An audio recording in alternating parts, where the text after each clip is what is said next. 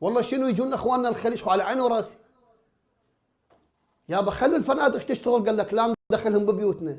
ماكو داعي لهالانبطاح هذا، مو مال ضيافه. زين هسه انت اذا صار خليجي بالامارات ورحت يضيفونك ببيوتهم، شنو هالانبطاح هذا؟ انا مو ضد العزوبيه، لا والله، وادري باهلنا العزوبيه، بس خلي الامور تمشي، ماكو داعي لهالتذلل. هذا انبطاح. في كل دول العالم الثاني هيك مناسبه، هذا ابو قطر كسب له يمكن 20 مليار، ولا هو ترى بالمقابل دفع له 200 مليار دولار على مويه. تدرون هاي ال 200 مليار دولار تدفعها تغطي وتشبع كل جياع العالم؟ يعني هذا امير قطر كان سجل موقف، ربي يوم القيامه انا شبعت كل جياع العالم. بس ناس،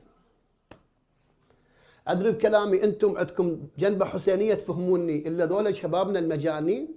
شيخنا كره قدم، كرة قدم ترى صنعها الغرب اله مقابل الاله. قل لي هسه يا يعبدون اكثر كره القدم لو رب العالمين؟ مشكله هاي. هسه اذا نسوي صلاه يحضرون ذولا اللي يحضرون بالملعب ولا؟ يا اخوان التفتوا، لا تخلوا. انا والله ارجع واقول انا مو ضد الكره ولا ضد الرياضه من الباحات، بس لا تخلي الغرب يسيرك. اكو اولويات.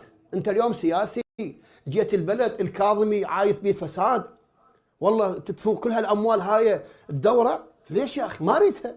صار لنا 40 سنه احنا ما لنا شغله. كل التقدير لسماحة الشيخ الفاضل الشيخ سعد المدرس، الله يوفقه. وأنا من المتابعين ومحبي هذا الشيخ العزيز، ولكن الخلاف في وجهات النظر إن شاء الله لا يفسد للود قضية إن شاء الله، ولا أحد يعتب علي إن شاء الله من محب الشيخ سعد المدرس، الله يحفظه. لكن يعني أنا أختلف معه في رأي بخصوص دورة الخليج التي تقام حاليا، خليج 25 في البصرة.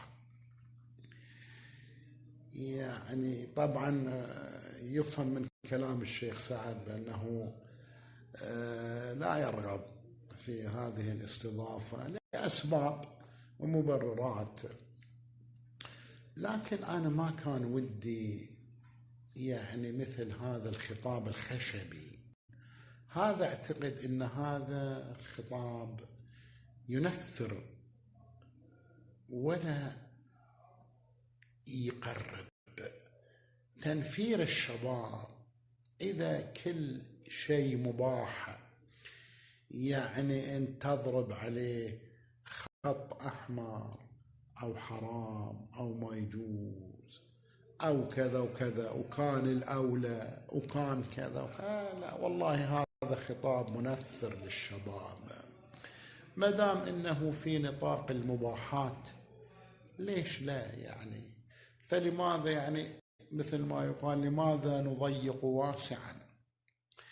يا شيخ سعد، كرة قدم العراق الدولة تنظر لأمور يمكن أنت ربما ما تنظر لها يعني. وثانيا تتكلم على كرم أهل البصرة، أنا أستغرب يعني الكرم، يعني هل يتحول؟ هم عادي عندهم أهل العراق العراقيين أهل كرم، يعني هم أهل كرم، يفتحون بيوتهم، يفتحون يعني مضايفهم، يفتحون صدورهم أصلا قبل البيوت، هم أهل كرم. فأنت يا شيخ سعد تبي تحولهم إلى بخلاء، إلى أنهم هم هذا عادة أصيلة فيهم، يعني هذا هم ما يتصنعون هالشيء. يعني أهل العراق سواء في الأربعين سواء في كل المناسبات يا أخي سفرهم مفتوحة مبسوطة، سفرهم مع أنهم يعانون الأمرين والفقر والعازة، ولكنهم هم أهل كرم أهل شيمة يعني فيهم. فأستغرب يعني من كلامك أنك تتطرق لأهل البصرة أنه ما يفتحون بيوتهم وتقارنهم بدول أخرى.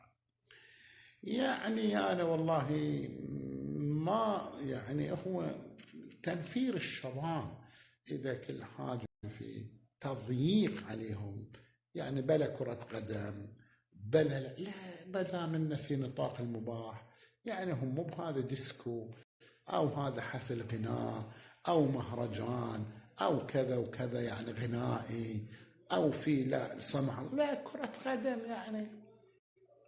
والدولة لها منظار آخر، يعني بعد هالقطيعة وبعد هالحصار على العراق تنظر لأمور أخرى تبقي أصلا تنفتح على العالم من حيث السياسة، من حيث الاقتصاد، من حيث يعني السياحة، من حيث كذا وكذا. ما فيها يعني ما فيها أي شيء. يعني النبي صلى الله عليه وآله يقول يا حنظلة ساعة وساعة، يعني ساعة كذا وساعة بعد، يعني في ما دام انك كنت في المباحات يقول روحوا القلوب ساعة بعد ساعة فإن القلوب إذا كلت عميت.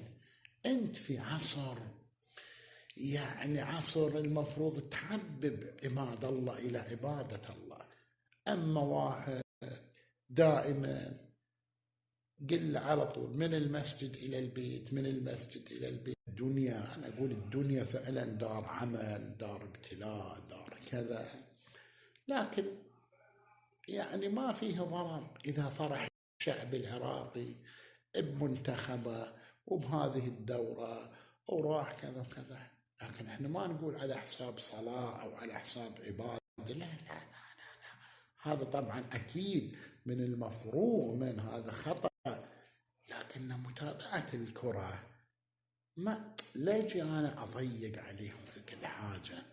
هذا أنا أعتقد أن هذا تنفير للشباب. لا تكرهوا عبادة الله إلى عباد الله، يعني أنت حببهم، مش المشكلة. يعني إذا كرة قدم العراق لهم أهداف، الدولة لها أهداف بعدها الحصار، يعني مو خطأ إن العراق يفرح، إن الشعب العراقي يفرح، إن الشعب العراقي يلتحم مع أبناء جلدته، لا لا مو خطأ.